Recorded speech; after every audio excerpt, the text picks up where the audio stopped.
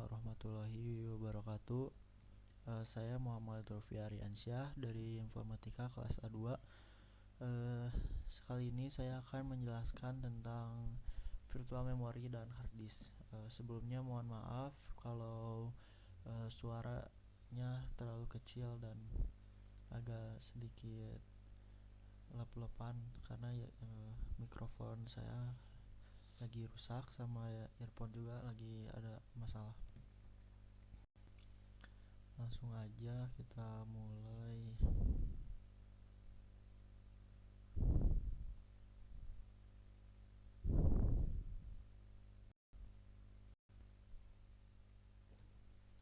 Nah, untuk pembahasan kali ini yang bakal pertama kali saya bahas itu tentang virtual memory.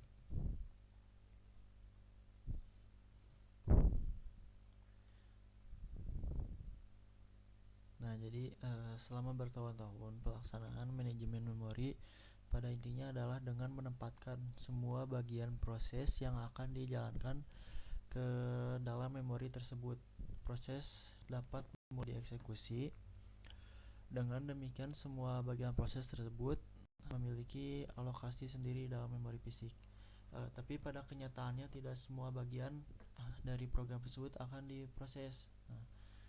Misalkan pertama ada pernyataan-pernyataan atau pilihan yang hanya akan dieksekusi jika kondisi tersebut terpenuhi atau kondisi tertentu terpenuhi. Yang kedua tuh terdapat fungsi-fungsi yang jarang digunakan. Yang terakhir tuh ada pengalokasian memori yang lebih besar dari yang sebenarnya dibutuhkan. Nah, pada memori berkapasitas besar, hal yang ketiga tadi tuh tidak akan menjadi masalah. Namun pada memori dengan kapasitas yang sangat terbatas, hal ini akan menurunkan optimalisasi utilitas dari ruang memori fisik atau memori utama. Nah, sebagai solusi dari masalah-masalah ini digunakanlah konsep dari memori virtual. Nah, untuk konsep dari memori virtual ini tuh dikemukakan pertama kali oleh John Fotheringham pada tahun 1961 dengan menggunakan dynamic storage allocation pada sistem komputer Atlas di Universitas Manchester. Sedangkan istilah memori virtual dipopulerkan oleh Peter G. Denning yang mengambil istilah virtual dari dunia optik. Nah, masuk ke pengertian dari memori virtual itu. Jadi apa sih memori virtual? Jadi memori virtual adalah sebuah mekanisme yang digunakan oleh aplikasi untuk menggunakan sebagian dari memori sekunder, seolah-olah ia menggunakannya sebagai RAM fisik yang terinstal di dalam sebuah sistem. Mekanisme ini beroperasi dengan cara memindahkan beberapa kode yang tidak dibutuhkan ke sebuah berkas di dalam hard drive yang disebut dengan swap file, peg file, atau swap partition. Nah, setiap program yang dijalankan harus berada di memori. Nah, memori merupakan suatu tempat penyimpanan utama atau primary storage yang bersifat sementara atau volatile. Jadi ukuran memori yang terbatas dapat menimbulkan masalah bagaimana menempatkan program yang berukuran lebih besar dari ukuran memori fisik atau memori utama. Dari masalah penerapan masalah dari penerapan multiprogramming yang membutuhkan tempat yang lebih besar di memori. Nah, jadi memori virtual itu memisahkan antara memori logis dan memori fisiknya seperti dalam gambar di samping. Jadi memori logis itu merupakan kumpulan keseluruhan halaman dari suatu program. Tanpa memori virtual, memori logis akan langsung dibawa ke memori fisik atau memori utama. Disinilah memori virtual melakukan pemisahan dengan menaruh memori logis ke secondary storage atau disk sekunder dan hanya membawa halaman yang dipulaukan ke memori utama atau memori fisik. Teknik ini tuh menempatkan keseluruhan program di disk sekunder dan membawa halaman-halaman yang diperlukan ke memori fisik, sehingga memori utama hanya akan menyimpan sebagian alamat proses yang sering digunakan dan sebagian lainnya akan disimpan di dalam disk sekunder dan dapat diambil sesuai dengan kebutuhan. Jadi jika proses yang sedang berjalan membutuhkan instruksi atau data yang terdapat pada suatu halaman.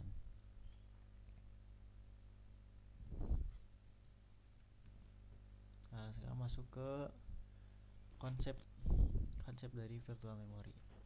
Pada desain sistem memori virtual, memori utama menyimpan sebagian alamat proses yang sering digunakan dan bagian lainnya disimpan di dalam disk dan diambil sesuai dengan keinginan, sehingga akan muncul anggapan bahwa waktu akses akan terjadi lebih banyak di memori utama daripada di disk. Sistem operasi yang mendukung anggapan ini akan menyimpan alamat virtual pada alamat fisik saat proses berlangsung, dan hal ini hanya terjadi sekali. Penerjemahan ini terjadi pada bagian proses dengan dukungan unit manajemen memori. Pada gambar ditunjukkan ruang sebuah memori virtual yang dibagi menjadi bagian-bagian yang sama pada gambar yang tadi yang sebelumnya. Dan diidentifikasikan dengan nomor virtual page. Memori fisik dibagi menjadi page frames yang berukuran sama dengan diidentifikasi dengan nomor fake frames. Nah, frame itu adalah tempat menyimpan atau frame menyimpan data dari page, atau memori virtual memetakan nomor virtual page ke memori frame page. Mapping atau pemetaan menyebabkan virtual page hanya dapat mempunyai satu lokasi alamat fisik. Pemetaan secara inverse, yaitu dari nomor frame page ke nomor virtual page, menyebabkan beberapa virtual page dipetakan pada suatu frame page yang sama. Bisa dilaksanakan tetapi merupakan fungsi yang tidak begitu diperlukan.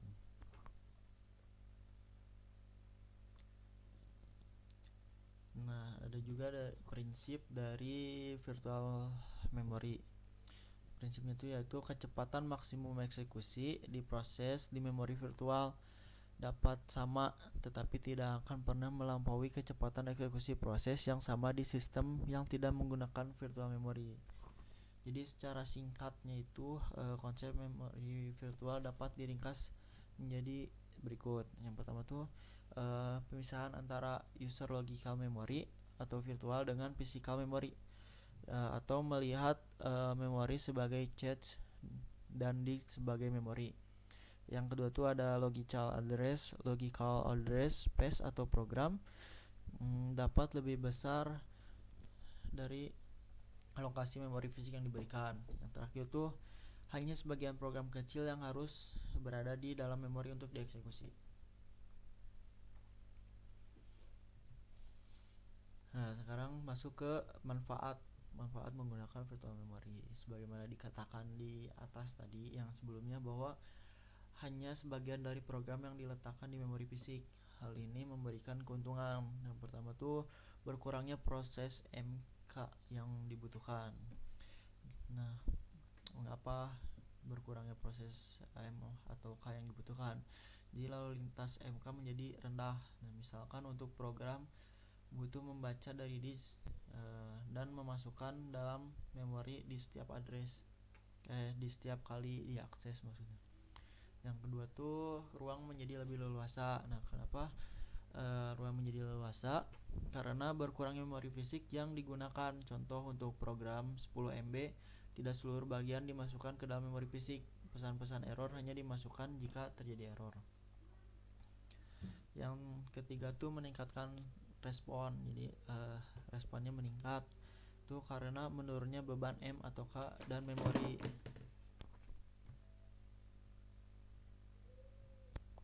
Nah, lanjut yang terakhir itu ada bertambahnya jumlah pengguna yang dapat dilayani.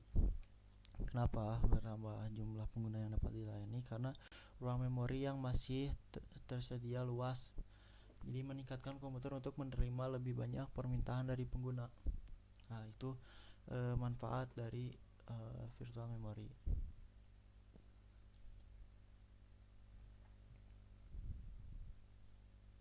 Nah, yang terakhir tuh maksudnya ada implementasi. Jadi ada implementasi dari virtual memory. Nah, memori virtual diimplementasikan dalam sistem multiprogramming. Nah, misalkan 10 program dengan ukuran 2 MB dapat berjalan di memori berkapasitas 4 MB. Tiap program dialokasikan 256 KB dan bagian-bagian proses swipe in masuk ke dalam memori fisik begitu diperlukan dan akan keluar atau swipe out jika sedang tidak diperlukan. Dengan demikian, sistem multiprogramming menjadi lebih efisien. Nah, memori virtual dapat diimplementasikan dengan dua cara, yaitu yang pertama itu demand paging dan demand segmentation. Demand paging itu menerapkan konsep pemberian halaman page process, sedangkan demand segmentasi itu lebih kompleks, jadi diterapkan karena ukuran segmen yang bervariasi.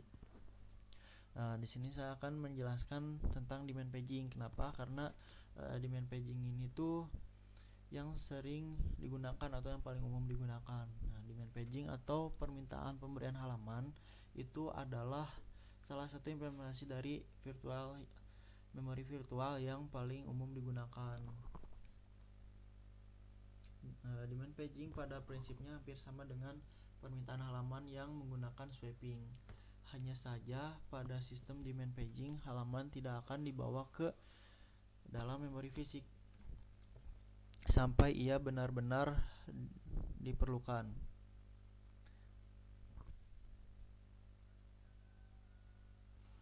Nah, daripada kita melakukan sweeping keseluruhan proses ke dalam memori utama, digunakanlah yang disebut lazy swapper, yaitu tidak pernah menukar sebuah halaman ke dalam memori utama kecuali halaman tersebut diperlukan.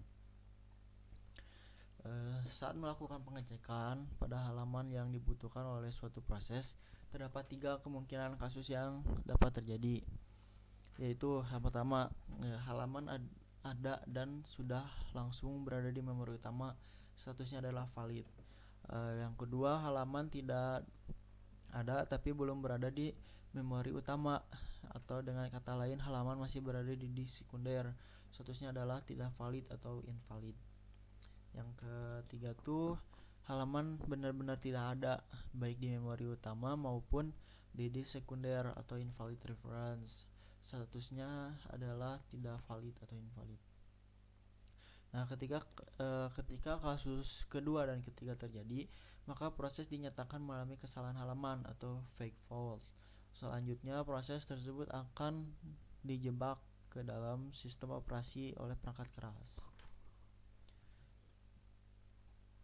Nah, yang terakhir itu dari virtual memory ada cara kerja. Jadi cara kerja dari virtual memory itu dengan mentransfer data dari RAM ke hard drive secara temporer.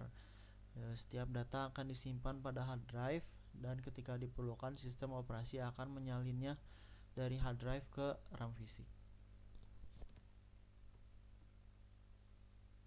Nah, selanjutnya kita masuk ke hard disk. Pembahasan dari virtual memory tadi sudah beres. Sekarang kita masuk ke hard disk. Nah, hard disk adalah komponen perangkat keras yang menyimpan semua konten digital, dokumen, foto, musik, video, program, preferensi aplikasi dan sistem operasi maupun konten digital tersimpan di hard disk. Hard disk juga dapat berubah eksternal dan juga merupakan internal. Selain itu, hard disk drive yang sering juga disebut dengan hard drive, hard disk dan HDD ini adalah perangkat penyimpanan data non volatile.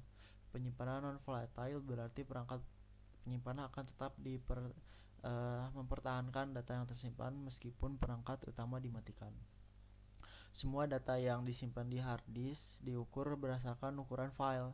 Jadi ukuran dokumen atau teks biasanya berukuran sangat kecil, sedangkan foto berukuran besar, musik berukuran lebih besar, dan video berukuran terbesar. Jadi hard disk akan menentukan ukuran file digital dalam satuan megabyte, gigabyte, dan terabyte. Nah, cara kerja dari hard disk itu sendiri, jadi pada hard disk itu terdapat sebuah komponen yang bernama platter yang terdiri dari material magnetik. Gaya magnet digunakan untuk menyimpan komputer, karena dengan demikian data pada komputer dapat tersimpan meski perangkat telah dimatikan. Ketika Anda menyimpan data pada hard disk, data tersebut tidak hanya langsung ditulis begitu saja di platter. Data tersebut disimpan dengan sangat rapih pada pola platter. Bit data tersusun secara konsentris dan melingkar, yang kemudian disebut sebagai track. Setiap track dipecah menjadi area yang lebih kecil yang disebut sektor, sehingga begitu banyak informasi data yang dapat kita simpan pada hard disk meski dengan ukurannya yang terbilang kecil. Nah, untuk manfaat dari hard disk itu sendiri, yang pertama itu bisa menyimpan data dari software. Jadi fungsi hard disk adalah untuk menyimpan data dari perangkat lunak. Penyimpanan data dari perangkat lunak ini dilakukan agar software tersebut dapat dibuka dan dijalankan pada perangkat komputer. Nah, yang kedua itu ada backup data. Jadi selain hard disk itu selain untuk menyimpan data, tapi biasanya hard disk itu dimanfaatkan buat nge-backup data seperti data website dan file komputer. Jadi mereka tuh berkat kapasitas penyimpanan hard disk yang besar, tempat penyimpanan sekunder ini memang cocok untuk dijadikan sebagai media untuk backup data. Nah, pada umumnya komputer kita rusak, jadi file yang ada di tempat penyimpanan kedua ini akan tetap aman. Jadi untuk mengantisipasi ketika terjadi masalah di komputer kita, jadi si data tuh bisa tetap aman tersimpan di dalam hard disk ini. Nah, biasanya untuk backup data tuh menggunakan hard disk eksternal, jadi yang enggak langsung terpasang ke komputer tapi eksternal gitu. Nah, yang ketiga tuh tempat penyimpanan database. Database itu merupakan suatu elemen terpenting dalam sebuah sistem komputer. Jadi database dapat membantu sebuah program atau aplikasi untuk berjalan dengan baik. Database pada umumnya disimpan di dalam hard disk pada komputer server. Hal ini memudahkan akses dari berbagai klien yang ingin mengaksesnya. Nah, oleh karena itu, hard disk yang digunakan untuk menjadi server ini membutuhkan hard disk dengan kapasitas tinggi atau besar, agar tidak terjadi masalah ketika pengambilan data nantinya. Nah, yang keempat tuh bisa menyimpan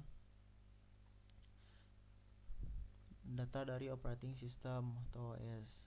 Nah, setelah dari tadi penyimpanan database, fungsi hard disk umumnya sebagai tempat menyimpan data dari OS atau operating system. Biasanya OS yang digunakan pada sebuah komputer kebanyakan adalah Windows.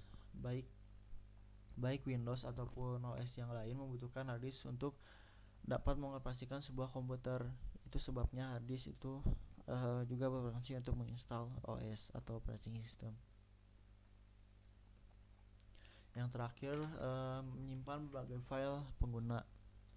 Hard disk juga kerap kali digunakan untuk menyimpan berbagai file bagi pengguna. Fungsi hard disk sangat vital sebagai tempat penyimpanan segala macam data, file, serta dokumen vital seperti doc, PDF, MP3, dan lain-lain. Nah, sekian tentang pembahasan dari hard disk dan virtual memory. Mohon maaf jika ada kekeliruan atau salah kata dalam penyampaian tadi. Mohon maaf. Cukup sekian. Assalamualaikum warahmatullahi wabarakatuh.